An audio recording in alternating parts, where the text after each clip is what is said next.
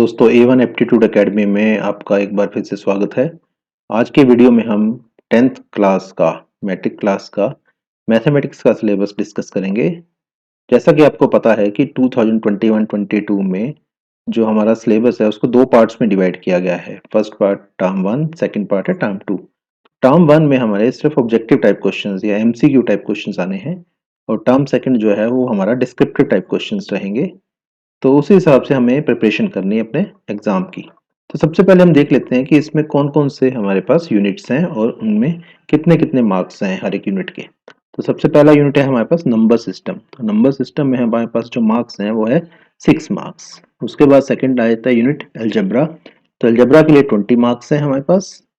उसके बाद आ जाता है हमारे पास कोऑर्डिनेट ज्योमेट्री। तो कोऑर्डिनेट ज्योमेट्री के लिए 6 मार्क्स हैं।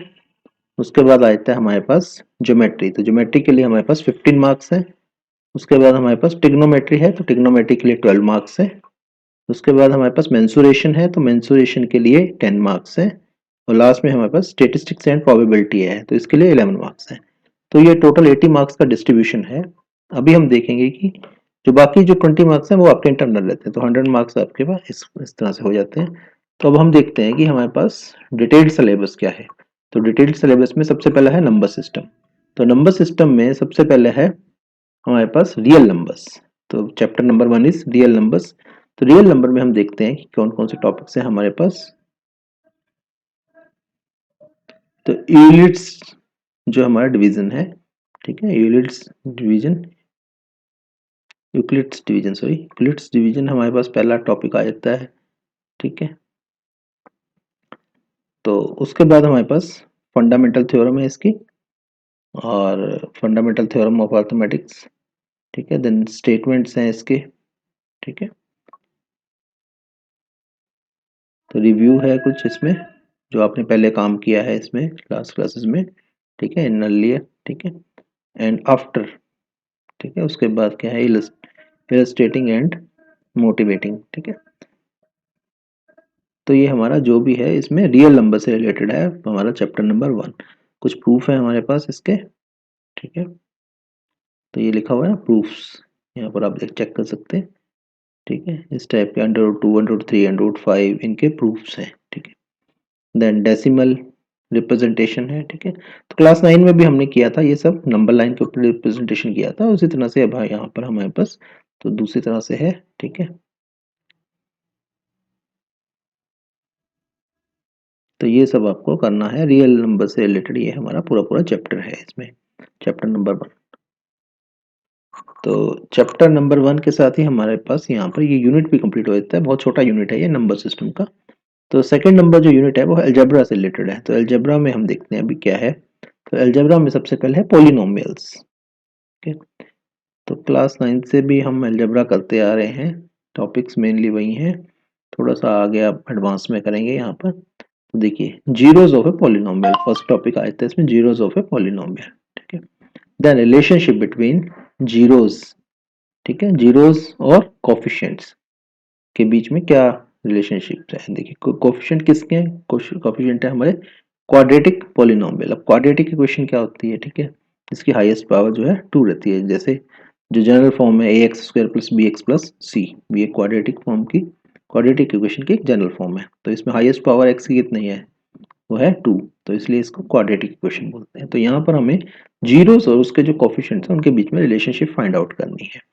देन स्टेटमेंट क्या है इसकी, ठीक है, स्टेटमेंट एंड सिंपल, ठीक है, प्रॉब्लम्स ऑन किसके ऊपर, डिवीजन के ऊपर, ठीक है, डिवीजन एल्गोरिथम्स फॉर पॉलिनोमियल्स, ठीक है, division algorithm of polynomial with real coefficients, ठीक है, रियल कोफिशिएंट्स होंगे। नॉन रियल होंगे दैट मीन्स कॉम्प्लेक्स नंबर वाले होंगे, तो वो नहीं लेने हमने, सिर्फ रियल कोफिशिएंट्स के साथ इसको डील करना है हमने, ठीक है। देन हमारे पास सेकंड जो चैप्टर है इसमें अलजेब्रा में, वो क्या है, पेयर है। किस चीज के पेयर है, पेयर ऑफ लीनियर इक्वेशंस, ठीक है, लीनियर इक्वेशंस इन 2 वेरिएबल्स। तो लीनियर इक्वेशन इन 2 वेरिएबल का मीनिंग ये है कि यहाँ पर जो वेरिएबल्स हैं, अब x नहीं है खाली, इसमें 2 वेरिएबल आ गए, x और y, ठीक है। और इक्वेशन, लेकिन यहाँ पर अब पॉलिनोमियल, वहां पर तो जैसे क्वाड्रेटिक था, x² x की हाईएस्ट क्या था ax², तो यहाँ पर ये लेकिन लीनियर इक्वेशन है। तो यहाँ पर कैसी रहेगी, A X plus B Y plus C type के आप बोल सकते हैं, ठीक है। एक्स और वाई दो वेरिएबल हो गए, लेकिन हाईएस्ट पावर जो है 1 रहेगी, कोई लीनियर इक्वेशन है। तो यहाँ पर हम देखते हैं किस तरह का टॉपिक्स है। तो पहला क्या है, पेयर ऑफ इक्वेशंस, ठीक है। पेयर ऑफ इक्वेशन मतलब दो इक्वेशंस हो गई इन टू वेरिएबल्स, ठीक है। दो इक्वेशन लेनी है, दोनों में एक्स और वाई होगा। एंड ग्राफिकल मेथड्स, ठीक है। अब आपने ग्राफिकल मेथड यूज करना है, ठीक है, ग्राफ पेपर यूज करना है, ठीक है। एक्स एक्सिस पर एक्स वेरिएबल होगा, वाई एक्सिस पर वाई वेरिएबल होगा, ठीक है। प्लॉटिंग करनी है हमने। तो जो लाइन आएगी वो लाइंस के साथ क्या रिलेशनशिप रहेगी वो आपने देखना है। इसमें दो इक्वेशंस हैं तो सॉल्यूशन निकलेगा, लाइंस एक दूसरे को कट करेंगी, जहां पर कट करेंगी तो वो तो कटिंग पॉइंट जो है या पॉइंट ऑफ इंटरसेक्शन, वहां पर आपको सॉल्यूशन मिलेगा। तो इस टाइप के क्वेश्चन इसमें रहते हैं। तो कंसिस्टेंसी चेक करनी है हमने, इस टाइप का रहेगा इसमें। मतलब दो इक्वेशंस हैं, दोनों लीनियर है, दोनों में दो वेरिएबल है एक्स और वाई, और उनकी प्लॉटिंग करनी है, ठीक है। अब नेक्स्ट देखते हैं अलजेब्रिक कंडीशंस, ठीक है। अब अलजेब्रिक कंडीशंस क्या होती हैं, फॉर नंबर ऑफ, ठीक है, नंबर ऑफ सॉल्यूशंस, ठीक है। जब भी आप प्लॉट करेंगे तो कितने सॉल्यूशन मिलेंगे आपको, ठीक है। तो उसके लिए क्या क्या अलजेब्रिक कंडीशन है, then solution of a pair of linear equations. तो पेयर चल रहा है, दो इक्वेशन चल रही है इन टू वेरिएबल्स, ठीक है, ये चल ही रहा है। देन एल्जेब्रिकली, यहाँ पर आया था, अब एल्जेब्रिकली, ऊपर हमने ग्राफिकली किया था, अब एल्जेब्रिकली मतलब आपको सिंपल कैलकुलेशन से करना है अब इसको, ठीक है। इक्वेशंस को सॉल्व करना है, ठीक है। दो इक्वेशंस हैं तो उनको हमने एल्जेब्रिकली सॉल्व करना है। ऊपर ग्राफिकली किया था बाय सब्स्टिट्यूशन, सब्स्टिट्यूशन मेथड से कर सकते हैं आप इसको, एलिमिनेशन मेथड से कर सकते हैं, ये सब मेथड्स हैं, एल्जेब्रिक मेथड है ये, ठीक है। Then by cross multiplication, cross multiplication से आप कर सकते हैं, ठीक है। ये सब मेथड्स हो गए। देन सिंपल, ठीक है, सिचुएशनल। तो अब इसमें क्या है, simple situational problems, that means आप इसके जो प्रॉब्लम्स हैं, दैट मीन्स इस पर जो बेस्ड आपके पास कॉमन लाइफ की प्रॉब्लम्स हैं उसको कैसे सॉल्व करेंगे, ठीक है।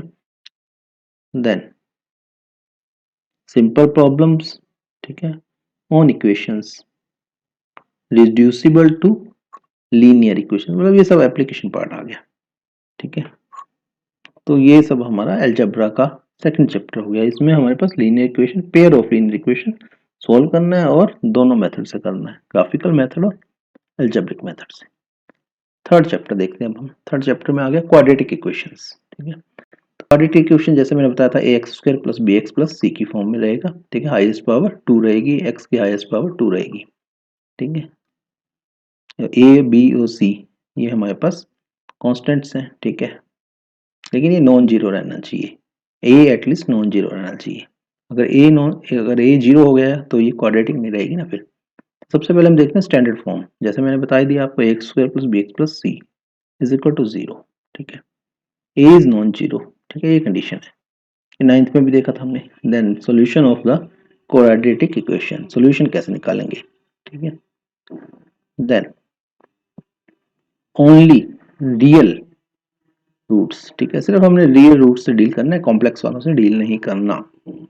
बाय फैक्टराइजेशन, ठीक है, फैक्टराइजेशन मेथड को यूज करना है। और दूसरा क्या है, by using the quadratic formula, ठीक है, फॉर्मूले से हमने करना है, ठीक है, जैसे फॉर्मूला पता ही होता है आपको। Then relationship between the discriminant, ठीक है, डिस्क्रिमिनेंट और नेचर ऑफ रूट्स में क्या रिलेशनशिप, जैसे आपको पता ही है कि इसमें क्या होता है, दो सॉल्यूशंस निकलते हैं क्वाड्रेटिक में, ठीक है। Minus b plus under root b square minus 4ac divide by 2a। दूसरा क्या होता है, minus b minus under root b square minus 4ac divide by 2a, ठीक है। तो एक पेयर टाइप का निकलता है इसमें सॉल्यूशन का, x1 और x2, जिसमें सिर्फ डिफरेंस क्या रहता है, प्लस और माइनस का। देन हम आ जाते हैं सिचुएशनल प्रॉब्लम्स, इस तरह से जैसे हमने पहले देखा, सिचुएशनल प्रॉब्लम मतलब एप्लीकेशन पार्ट, रियल लाइफ में हम इनको कहाँ पर यूज करेंगे, ठीक है। इस चीज को क्वाड्रेटिक को कहाँ पर यूज करेंगे, क्वाड्रेटिक का जो सोल्यूशन है उसको हम कहाँ पर यूज करेंगे, एप्लीकेशन टाइप का रहेगा इसमें। अब फोर्थ चैप्टर हमारा देखते हैं हम किस टाइप का है। तो fourth chapter arithmetic progression, that means AP series, ठीक है। तो अर्थमेटिक प्रोग्रेशन होता क्या है, ठीक है, जिसमें कुछ कुछ ऐड करने पे, ठीक है, सीरीज आगे बढ़ती है। जैसे सिंपल नेचुरल नंबर्स है, ये अर्थमेटिक है, 1 2 3 4 5 6, ठीक है। फर्स्ट नंबर क्या है, 1 है, ठीक है, और कॉमन डिफरेंस कितना है, 1 का है, ठीक है। तो कॉमन डिफरेंस मीन्स कि आपका जो डिफरेंस है सीरीज का वो कांस्टेंट रहना चाहिए, ठीक है। जैसे और नंबर्स का ले लो आप, 1 3 5 7 9, ठीक है, ये भी अर्थमेटिक प्रोग्रेशन है।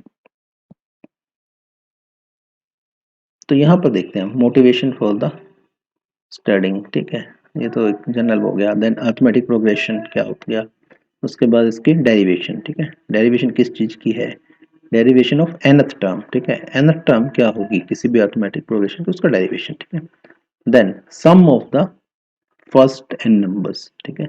एपी का अर्थमेटिक प्रोग्रेशन को हम एपी बोलते हैं। तो उसका फर्स्ट n नंबर्स का जो सम है उसका एक फॉर्मूला होता है, तो उस फॉर्मूले की जो डेरिवेशन है वो हमने देखनी है। एंड देयर एप्लीकेशन, ठीक है, रियल लाइफ में या प्रॉब्लम्स में उसके एप्लीकेशन क्या है, क्वेश्चंस कौन कौन से इस पर बेस्ड बनेंगे।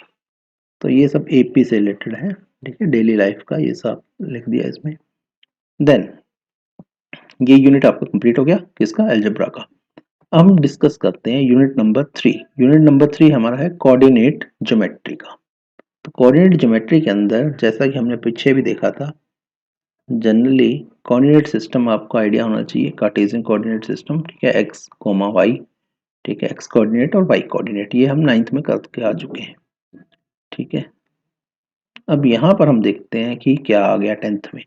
तो लाइंस आ गया सबसे पहले, इन टू, लाइंस क्या है, इन 2 डायमेंशंस, ठीक है। तो पहले आपको पॉइंट का आइडिया होना चाहिए कोऑर्डिनेट ज्योमेट्री में, ठीक है। पॉइंट्स के coordinate, x coordinate, y coordinate, ठीक है। उसके बाद पॉइंट से बनती है लाइन, ठीक है। तो लाइन में क्या आ गया, 2 डायमेंशनल, ठीक है, लाइन इज 2 डायमेंशनल। तो लाइन हमारे पास यहाँ पर लाइन के क्वेश्चंस किस टाइप के रहेंगे, सबसे पहले रिव्यू आ गया, ठीक है।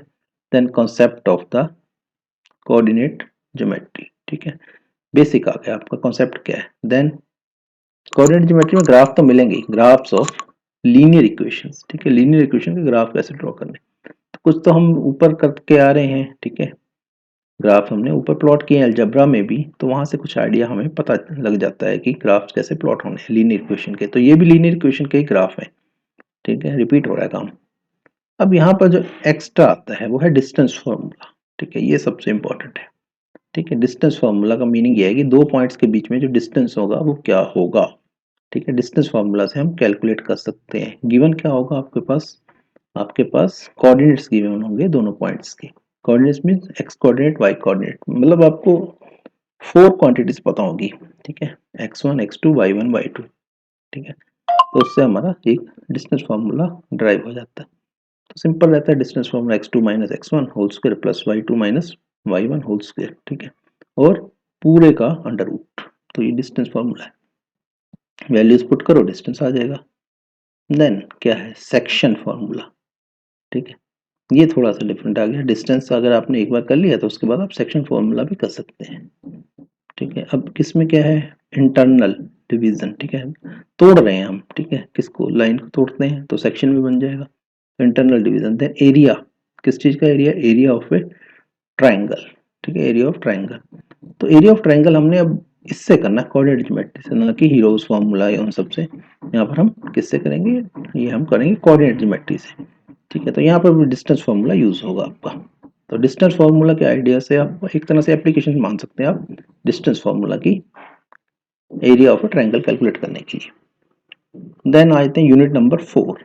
तो यूनिट नंबर 4 क्या है, ज्योमेट्री से रिलेटेड है, ठीक है। कोऑर्डिनेट ज्योमेट्री तो बहुत ही छोटा यूनिट था यहाँ पर, ठीक है, लेकिन यूनिट नंबर 4 ज्योमेट्री जो है बड़ा यूनिट है। तो इसमें सबसे पहले क्या है, ट्राइंगल्स, ठीक है।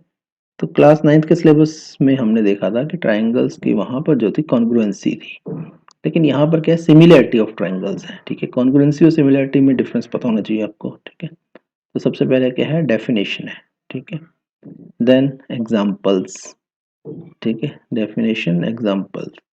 देन काउंटर एग्जांपल, किस चीज के, अभी तक ये नहीं पता चला, ये है सिमिलर ट्राइंगल्स की, ठीक है। सिमिलर का मीनिंग ये है कि उनकी शेप तो सेम होगी लेकिन साइज में डिफरेंस हो सकता है, ठीक है।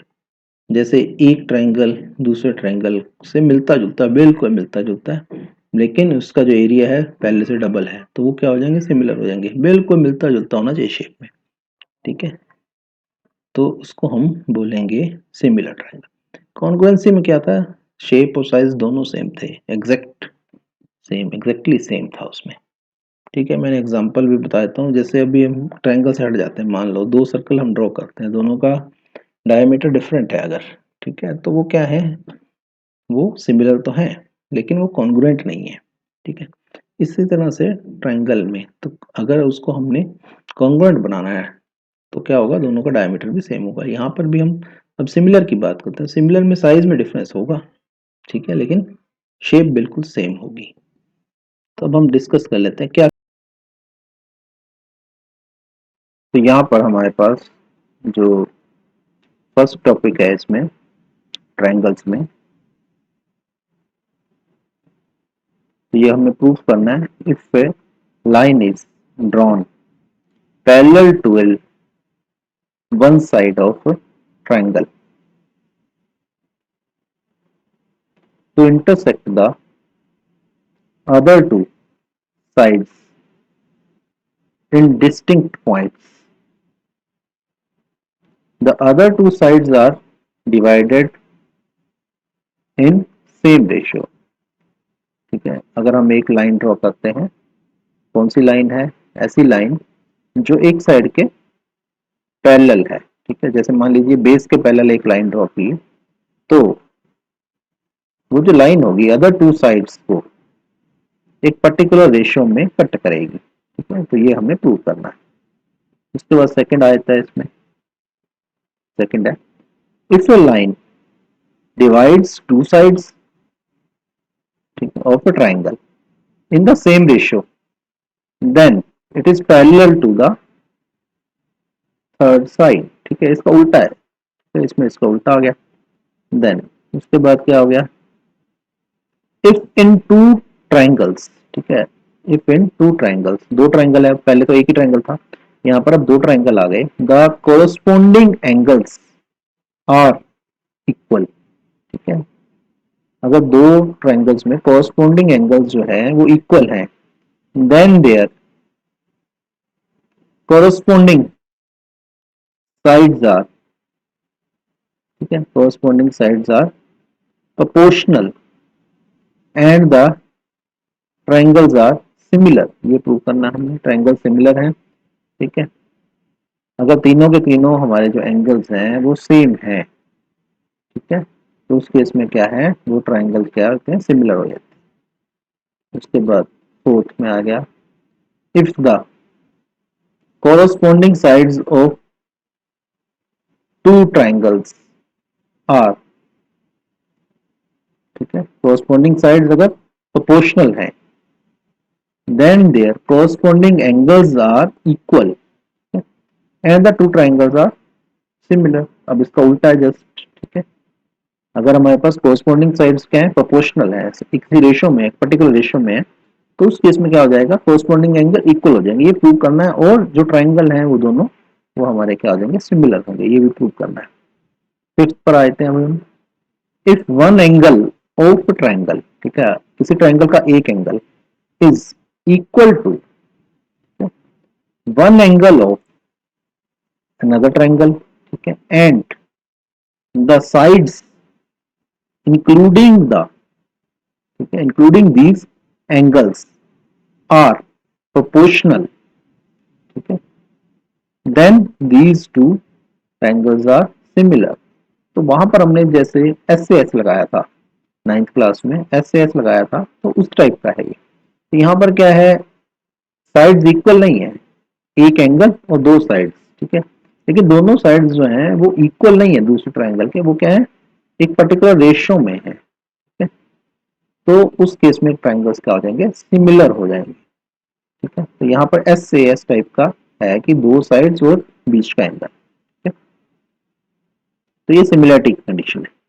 उसके बाद आते हैं हम, if A perpendicular is drawn, एक परपेंडिकुलर ड्रॉ करते हैं कहां से, from the vertex of the right angle. ठीक है, if the perpendicular is drawn from the vertex of the right angle of a right angle triangle to the hypotenuse, ठीक है।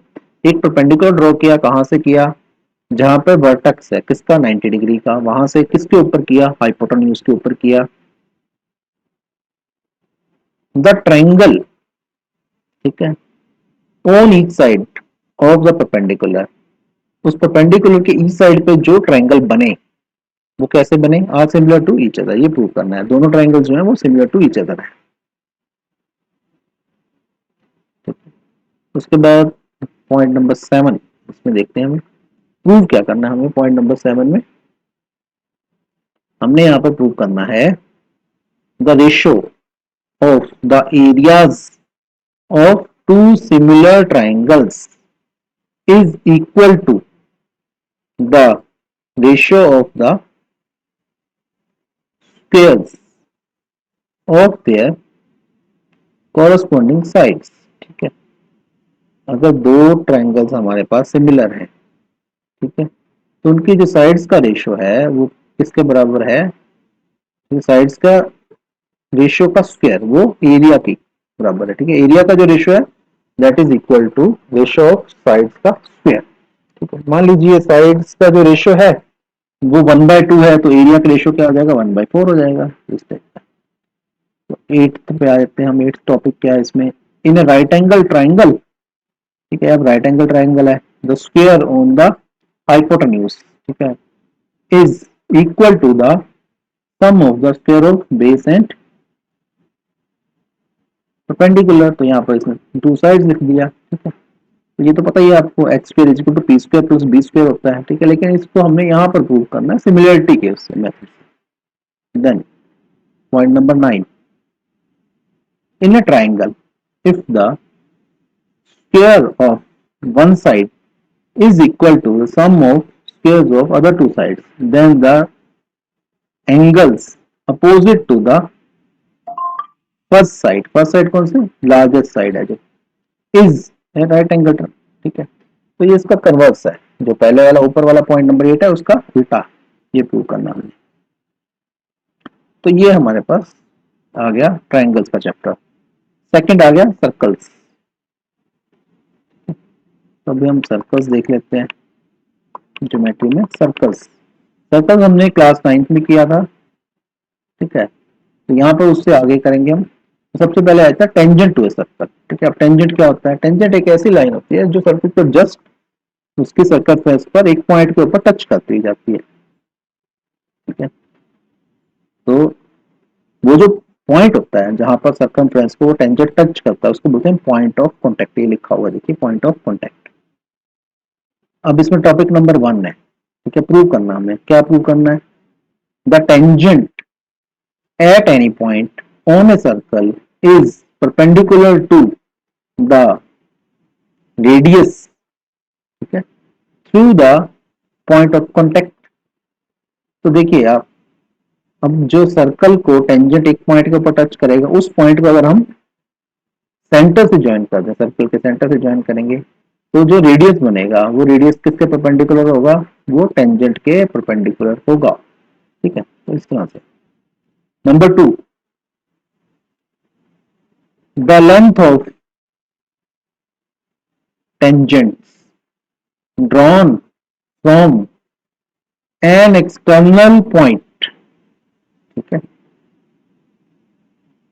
अब लेंथ जो ड्रॉ होगी टेंजेंट्स की किसी एक्सटर्नल पॉइंट से to the circle are equal. ठीक है, अगर एक पॉइंट से हम डिफरेंट टेंजेंट्स ड्रॉ करते हैं किसी सर्कल के ऊपर, तो उनकी लेंथ से जो रहेगी वो इक्वल रहेगी। ठीक है,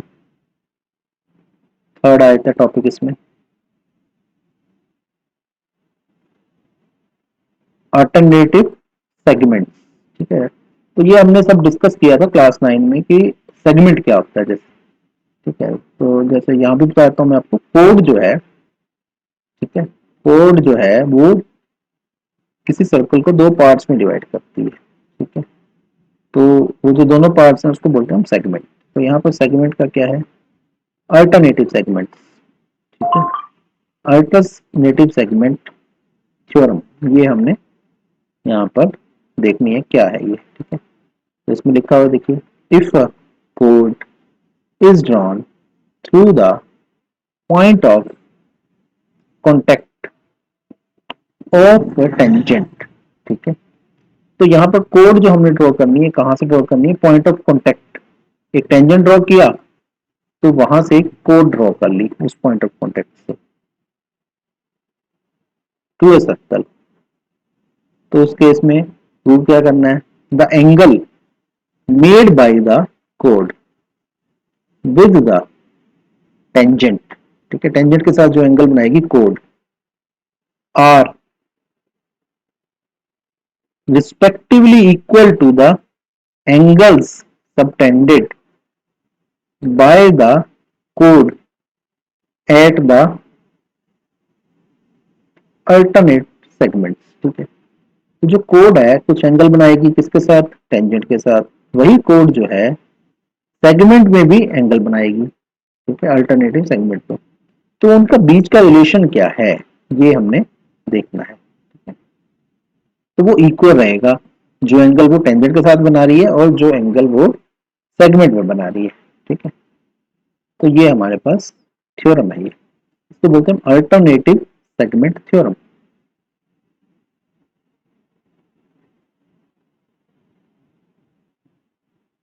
अब हम आ जाते हैं थर्ड चैप्टर के ऊपर। तो थर्ड चैप्टर में क्या है हमारे पास, कंस्ट्रक्शंस है।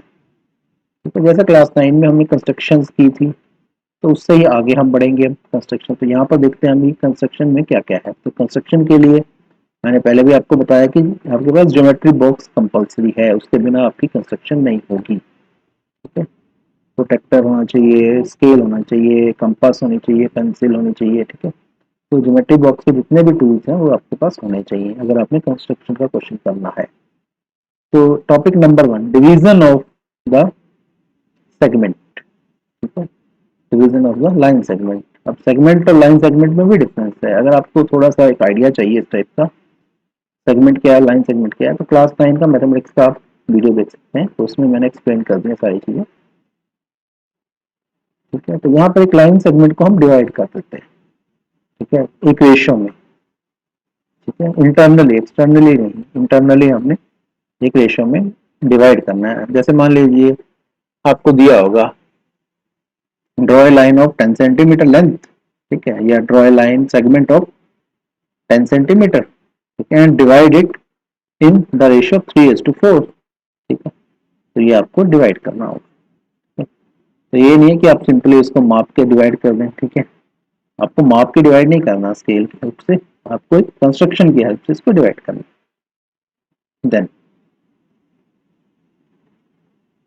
Tangent to a circle from a point outside it. आपने एक सर्कल पर टेंजेंट ड्रॉ करना है, फिक्स पॉइंट आपको दिया होगा। ठीक है, जिसका डिस्टेंस जनरली जो सेंटर ऑफ सर्कल से दिया होगा। ठीक है, तो आपको वो ड्रॉ कर देना। Number 3, construction of triangle similar to given triangle. ठीक है, construction of a triangle similar to a given triangle. तो एक ट्राइंगल ऐसा ड्रॉ करना है आपने जो सिमिलर हो एक given triangle. Then unit number 5, trigonometry. Trigonometry के अंदर आपके पास जो है इंट्रोडक्शन टू टिग्नोमेट्री फर्स्ट है। तो क्लास 9 में आपने टिग्नोमेट्री नहीं की है, तो ये टिग्नोमेट्री का चैप्टर आपका या यूनिट आपका बिल्कुल ही नया है। तो इसमें सबसे पहले इंट्रोडक्शन वाला पार्ट देखते हैं। अब टिग्नोमेट्री होते क्या है बेसिकली। टिग्नोमेट्री ये मान के चलिए कि राइट एंगल जो ट्राइंगल है उसी पर आपने सारे काम करने हैं। ठीक है, त्रिकोणमितीय अनुपात बोलते हैं हम इसको, टिग्नोमेट्री। ठीक है, तो यहाँ पर आपको आइडिया क्या होना चाहिए, सबसे पहले आपको बेस पता होना चाहिए। राइट एंगल ट्राइंगल का क्या है, बेस, परपेंडिकुलर और हाइपोटेन्यूज, ये 3 साइड्स हो गई। ठीक है, अब राइट एंगल ट्राइंगल में एक एंगल तो 90 डिग्री का होगा। ठीक है, जो हाइपोटेन्यूज के सामने है। तो बाकी जो दो एंगल होंगे उनका जो सम है वो 90 डिग्री होगा।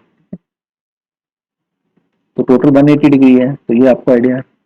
अब यहाँ पर रेशियो स्टार्ट हो जाती हैं। ठीक है, जैसे बेस डिवाइड बाय हाइपोटेन्यूज। ठीक है, या परपेंडिकुलर डिवाइड बाय हाइपोटेन्यूज। तो sine theta, cos theta, tangent theta. ठीक है, अब थीटा क्या होता है, थीटा कौन सा एंगल है। ठीक है, तो ये सब आइडिया होना चाहिए, ठीक है। Sine theta, cos theta, tan theta, ये सब देख लेते हैं हम। तो सबसे पहले क्या, trigonometric ratios of an acute angle of right angle triangle, ठीक है। एक्यूट एंगल, ठीक है, एक्यूट क्या होता है, 90 डिग्री से कम, ठीक है। एक ट्रिग्नोमेट्रिक रेशियोज किसकी है, एक एक्यूट एंगल किसका, राइट एंगल ट्राइंगल, ठीक है। ये मैंने बता दिया आपको, ट्रिग्नोमेट्री में आप डेली राइट एंगल ट्राइंगल से करेंगे, ठीक है। तो थीटा आपका क्या है, वो एक्यूट एंगल है। तो कौन सा एक्यूट एंगल है, आपके पास दो एंगल्स हैं एक्यूट को, ठीक है। तो आपके पास कौन सा एंगल लेना है हमने, ठीक है। तो थीटा यहाँ पर हम जो कंसीडर करते हैं वो परपेंडिकुलर के जो सामने वाला एंगल होता है, ठीक है। बेस के सामने वाला नहीं लेना आपने, परपेंडिकुलर के सामने वाला एंगल को थीटा लेना। अब प्रूफ आ गया, किस चीज का प्रूफ है, प्रूफ ऑफ देयर एग्जिस्टेंस, ठीक है। वो होता है तो उसका proof, well defined motivate the ratios, ठीक है।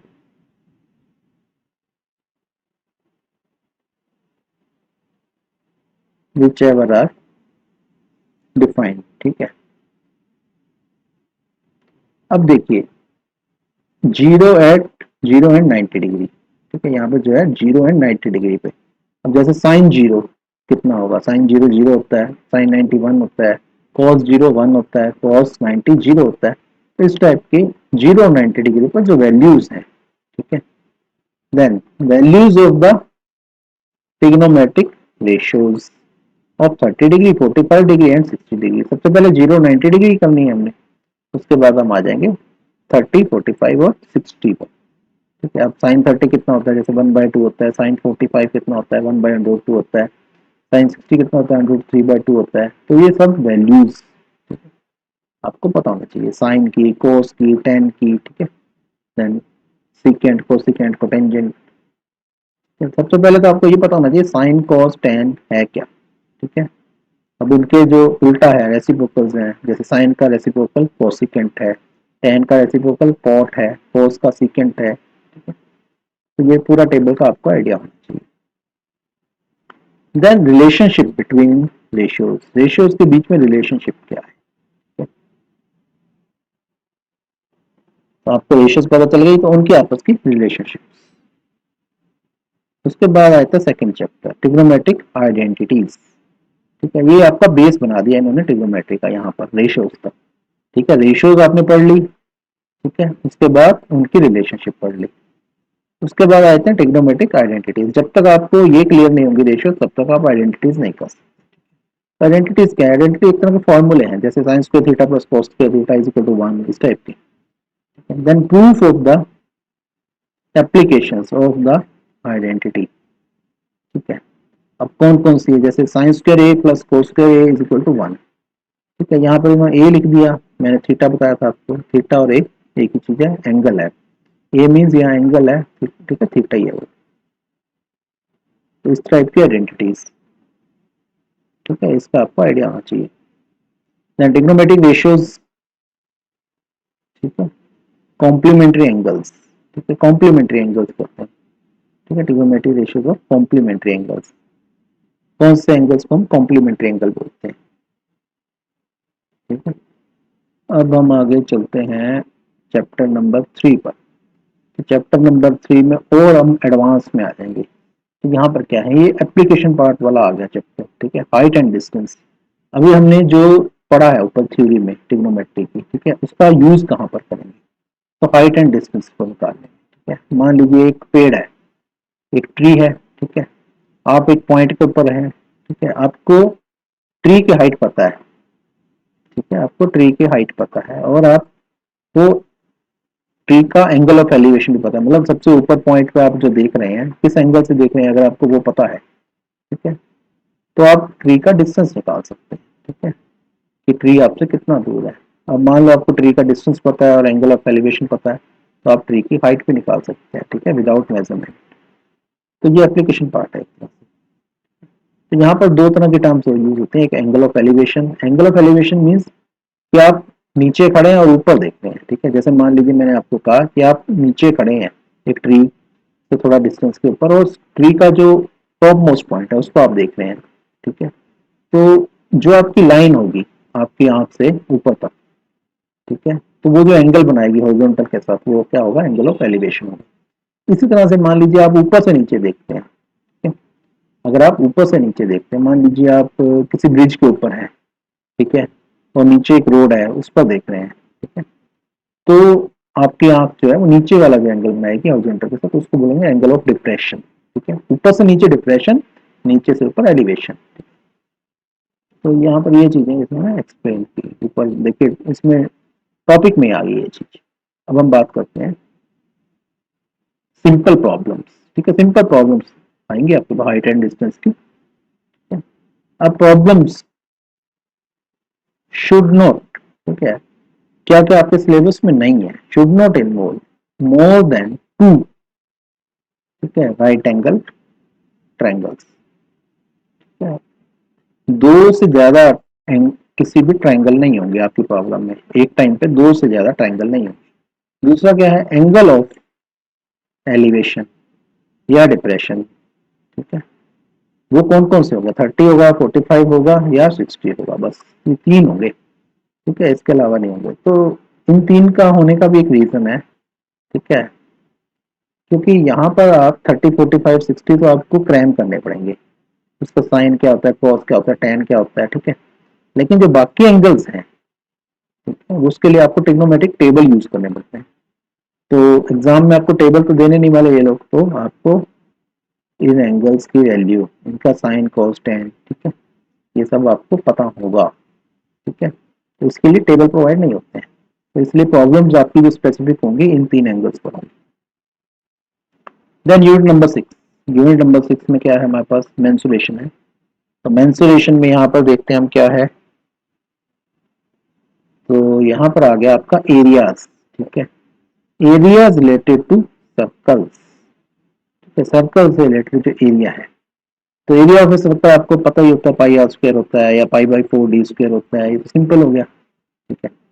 देन एरिया ऑफ सर्कल आ गया, then area of sectors, area of sectors, ठीक है, मैंने सेगमेंट की बात की थी, ठीक है। सेगमेंट से मिलती जुलती चीज क्या है, सेक्टर्स, ठीक है। आर्क जो बनाएगी वो सेक्टर बनाएगी, ठीक है। आर्क भी, जैसे सर्कल तो पूरा आर्क है, ठीक है, फुल आर्क है सर्कल। तो अगर मान लीजिए उस पर दो पॉइंट्स लेते हैं सर्कमफ्रेंस पर, ठीक है, और उन दोनों पॉइंट्स को ज्वाइन कर देते हैं सेंटर से, ठीक है, तो वो जो एरिया एनक्लोज होता है उसको बोलते हैं हम सेक्टर्स। देन दूसरा सेगमेंट तो मैंने बता दिया, कोड जो डिवाइड करती है वो है सेगमेंट, ठीक है। आर्क जो डिवाइड करती है उसको बोलते हैं हम सेक्टर, कोड जो डिवाइड करती है उसको बोलते हैं हम सेगमेंट, ठीक है। तो आपको ये डिफरेंस तो पता ही होना चाहिए। Then problems based on areas, ठीक है। अब सेक्टर्स का एरिया, सेगमेंट्स का एरिया और इनके problems. Then perimeter, comma, sorry, oblique circumference of above said plane figures, ठीक है। अब जैसे मान लीजिए एक सेक्टर है, उसका पेरीमीटर क्या है, ठीक है, या फिर एक सेगमेंट है, ठीक है। तो सेगमेंट का जो है वो पेरीमीटर क्या है, तो ये भी आपको पता होना चाहिए। तो एक एरिया तो है ही है, पेरीमीटर्स भी है, ठीक है, सेगमेंट्स तो sectors.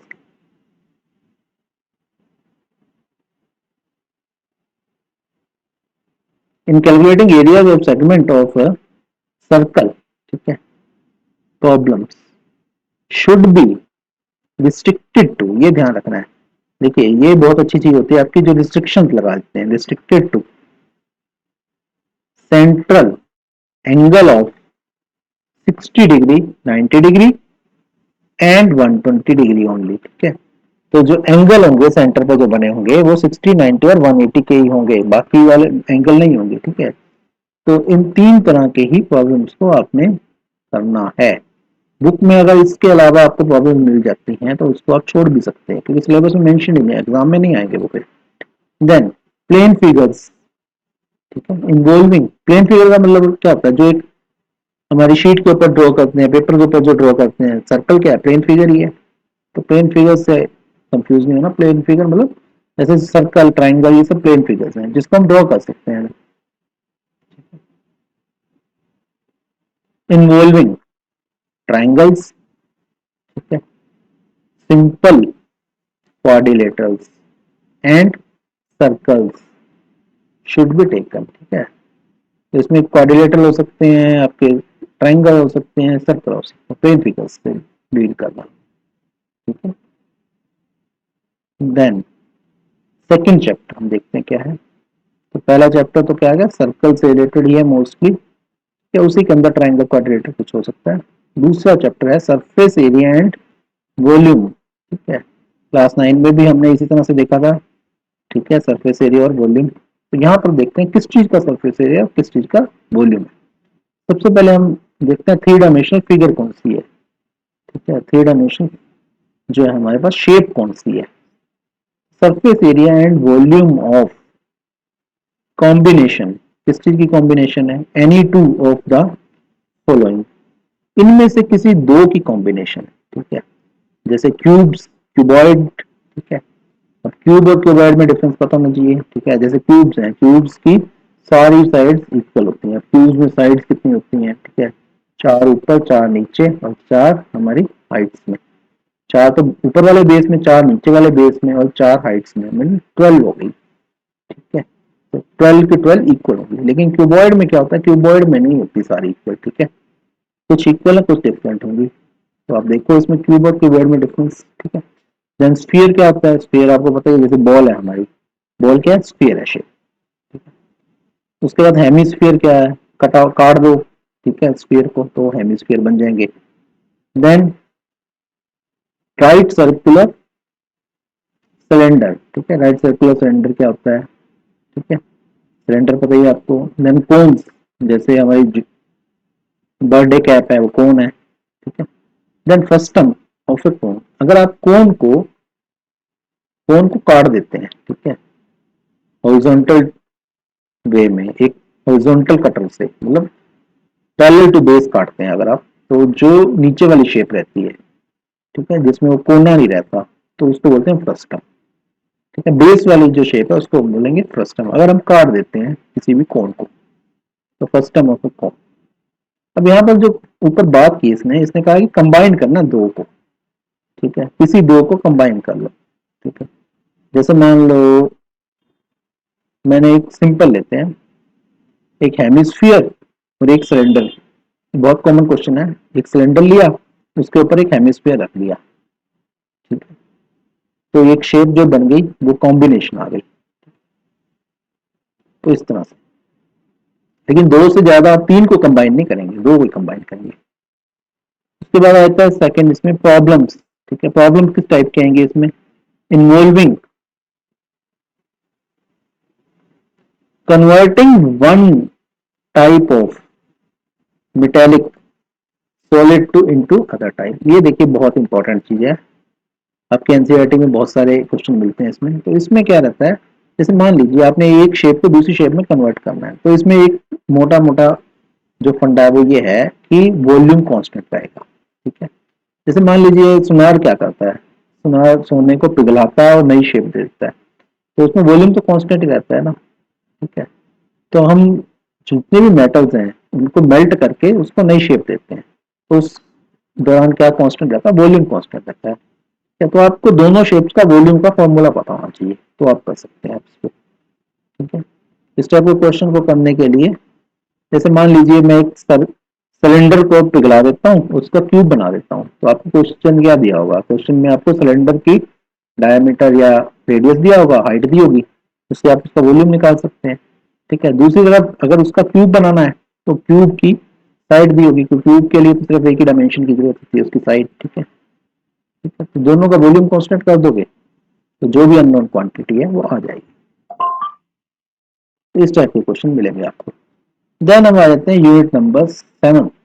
Unit number 7 statistics and probability, ठीक है। स्टेटिस्टिक्स आपको पता है कि क्या होता है, स्टेटिक्स और स्टेटिस्टिक्स बिल्कुल अलग अलग चीजें हैं। ये मैंने क्लास 9 वाले वीडियो में एक्सप्लेन किया हुआ है, अगर आप देखना चाहते हैं देख सकते हैं उस वीडियो को भी। तो यहाँ पर स्टेटिस्टिक्स क्या है, ब्रांच ऑफ मैथमेटिक्स है which deals with large amount of data, ठीक है, बड़ा लंबा चौड़ा डाटा, ठीक है। डाटा क्या होता है, जैसे जनगणना होती है, सेंसस होती है, ठीक है। तो आपके घर पर लोग आते हैं, इसलिए आते हैं कि घर में कितने मेंबर्स हैं, ठीक है, उनकी एज क्या है, कितने पढ़े लिखे हैं, तो ये तो क्या करना है, डाटा कलेक्शन करना है, ठीक है। उसके बाद उसको एनालाइज करते हैं, फिर टेबुलर बनाते हैं, ग्रुप्स बनाते हैं उसके, फिर उसके ऊपर मीन मीडियन मोड निकालते हैं। तो ये सब क्या स्टैटिस्टिक्स। अब यहाँ पर देखिए, मीन आ गया, मीन मतलब एवरेज किसी भी डाटा का, ठीक है। मीडियन, मीडियन मतलब बीच का, ठीक है। मोड मतलब जिसकी फ्रिक्वेंसी सबसे ज्यादा उस डाटा में। तो ये हमें क्लास 9 में पढ़ चुके हैं ये सब चीजें। लेकिन यहाँ पर नया क्या है, वहां पर हमने अनग्रुप्ड डाटा का पढ़ा था, यहाँ पर ग्रुप्ड डाटा का पढ़ेंगे, ठीक है। तो ये चीज है, ग्रुप्ड डाटा का ये निकालना। तो अगला स्टेप आ गया एप्लीकेशन में। तो यहाँ पर आपको जो सिचुएशंस मिलेंगी वो डेली लाइफ वाली मिल सकती हैं। उसके बाद आप आते हैं cumulative frequency, cumulative frequency graph. Cumulative frequency होती है, एक तो नॉर्मल फ्रिक्वेंसी होती है, दूसरी क्यूमुलेटिव फ्रिक्वेंसी है। नॉर्मल फ्रिक्वेंसी क्या है, जैसे मान लीजिए उस डाटा में वो नंबर कितनी बार आ रहा है, ठीक है। जैसे आपकी क्लास में एक टेस्ट हुआ 20 मार्क्स का, ठीक है। 20 मार्क्स का एक टेस्ट हुआ और 50 स्टूडेंट्स हैं, ठीक है। 50 में से 10 स्टूडेंट्स के मार्क्स जो हैं वो 19 आ गए, ठीक है। 19 मार्क्स आए तो 19 की फ्रिक्वेंसी कितनी हुई, 19 जो नंबर आया उसकी फ्रिक्वेंसी कितनी है, 10 है, ठीक है। वो तो हुई नॉर्मल फ्रिक्वेंसी। अब क्यूमुलेटिव फ्रिक्वेंसी क्या है, मान लीजिए कोई डाटा है, ठीक है। तो डाटा में जो जो फ्रिक्वेंसी चलती आ रही है, ठीक है, हर एक फ्रिक्वेंसी को हम ऐड करते जाएंगे, ठीक है। पहले डाटा को अरेंज करेंगे असेंडिंग ऑर्डर में, उसके बाद हर एक फ्रिक्वेंसी को नेक्स्ट फ्रिक्वेंसी बनाने के लिए ऐड करते जाएंगे। तो जो लास्ट फ्रिक्वेंसी आएगी, ठीक है, किसी नंबर की जो लास्ट फ्रिक्वेंसी आएगी, जो हाईएस्ट नंबर होगा, वो कितनी आएगी, वो आएगी टोटल कितनी हमारे पास डाटा है, ठीक है। जैसे मान लीजिए मैंने आपको बताया कि किसी क्लास में 50 स्टूडेंट्स हैं, ठीक है। तो हाईएस्ट जो वैल्यू आएगी क्यूमुलेटिव फ्रिक्वेंसी वो 50 ही आएगी, क्योंकि सबको हम ऐड करते जा रहे हैं। क्यूमुलेटिव मतलब ऐड करते हैं। देन नेक्स्ट आता है प्रोबेबिलिटी, ठीक है। तो प्रोबेबिलिटी में हमारे पास जो रहता है क्लासिकल, सबसे पहले है classical definition of probability. Probability की क्लासिकल डेफिनेशन क्या है, ठीक है। प्रोबेबिलिटी का हमने जो बेसिक वो था वो पढ़ा है इसमें, जो है हमारे क्लास 9 में, ठीक है। बेस तो हम बना चुके हैं प्रोबेबिलिटी का। तो यहाँ पर सिंपल प्रॉब्लम्स आएंगी प्रोबेबिलिटी के ऊपर आपकी, ठीक है। Then finding the probability of an event, ठीक है। तो मैं क्लास 9 में भी ये चीज बताई थी कि प्रोबेबिलिटी में आपको थोड़ा आइडिया होना चाहिए। एक तो लूडो का, तो लूडो में क्या रहता है, लूडो में भी आपके पास डाइस जो रहती है उसका आइडिया होना चाहिए, ठीक है। कॉइन का आइडिया होना चाहिए, कॉइन की हेड और टेल का। देन तीसरा होना चाहिए कार्ड्स की जो गेम है, जैसे ताश के जो पत्ते हैं उनका आइडिया होना चाहिए, क्योंकि उस पर इन तीनों चीजों पर बेस्ड हमारे पास क्वेश्चन मिल जाते हैं, ठीक है। तो उसमें ताश वाले में क्या आइडिया होना चाहिए, जैसे नंबर्स आपके पास टोटल कार्ड्स कितने हैं, 52 हैं, ठीक है। कहाँ से स्टार्ट होते हैं, जे क्यू के क्या है, ठीक है। तो ये सब आइडिया होना चाहिए। और 13 चार पार्ट्स में कैसे डिवाइडेड हैं, ठीक है। तो इस टाइप का पूरा एक आपको आइडिया होना चाहिए। तो ये था हमारा क्लास 10 का मैथमेटिक्स का सिलेबस, जो हमने एक्सटर्नल हमारा जो एग्जाम आना है, ठीक है। अब इंटरनल जो है 20 मार्क्स का है, उसमें तो 20 मार्क्स कैसे लगेंगे, ठीक है। तो देखिए यहाँ पर लिखा हुआ पेन पेपर टेस्ट, ठीक है। ये आपके यूनिट टेस्ट बोलते हैं हम जिसको, जो इंटरनल टेस्ट रहते हैं, ठीक है। ये दो होंगे 5 मार्क्स के, 10 मार्क्स यहाँ पर आ गए। देन पोर्टफोलियो जो आप बनाते हैं फाइल टाइप की जो रहती है, ठीक है, वो 5 मार्क्स के वो आ गए। देन लैब प्रैक्टिकल होता है, आपकी जो लैब होती है मैथ्स की, ठीक है, 5 मार्क्स उसके हैं। तो ये 20 मार्क्स आपका इंटरनल इवेल्युएशन का है। तो ये टोटल 20 मार्क्स का आपका इंटरनल है। तो इस बार जो एग्जाम्स होने हैं वो टर्म 1 है टर्म 2, ठीक है। टर्म 1 आपका एमसीक्यू टाइप रहेगा, टर्म 2 आपका डिस्क्रिप्टिव टाइप रहेगा। तो इस पर आपको जो प्रिपरेशन करनी पड़ेगी वो भी अलग तरीके से करनी पड़ेगी, क्योंकि टर्म 1 में जो आएगा सिर्फ ऑब्जेक्टिव टाइप का, तो ऑब्जेक्टिव टाइप की प्रिपरेशन कैसे करनी है आपको, ठीक है। तो उसके लिए इस बार कुछ एक स्पेशल बुक्स निकली हुई हैं, तो उन बुक्स की जो लिस्ट है हर एक सब्जेक्ट की इस वीडियो के डिस्क्रिप्शन में मैंने डाल दी है, ठीक है, आप वो चेक कर सकते हैं, लिंक्स भी अवेलेबल है, ठीक है, आप परचेज कर सकते हैं, ठीक है, और प्रिपरेशन कर सकते हैं। स्टडी मटेरियल नॉर्मल से आपको थोड़ा सा हट के काम करना पड़ेगा, ठीक है, क्योंकि टर्म वन को आपको प्योरली ऑब्जेक्टिव के नज़रिए से आपको तैयार करना है, ठीक है। तो ये था हमारा मैथमेटिक्स का वीडियो, ठीक है, ऑलरेडी मैंने इंग्लिश और हिंदी का वीडियो इसमें अपलोड किया हुआ है, ठीक है, तो वो भी आप देख सकते हैं, ठीक है। आगे आपको इंग्लिश मीडियम में या इंग्लिश लैंग्वेज में भी सेम वीडियोस मिल जाएंगे। अगर आप हिंदी में कंफर्टेबल नहीं है तो आप इंग्लिश लैंग्वेज में भी इन वीडियोस को देख सकते हैं, ठीक है। तो मिलते हैं नेक्स्ट वीडियो में। वीडियो अगर आपको पसंद आया तो इसको लाइक करें, चैनल को सब्सक्राइब करें।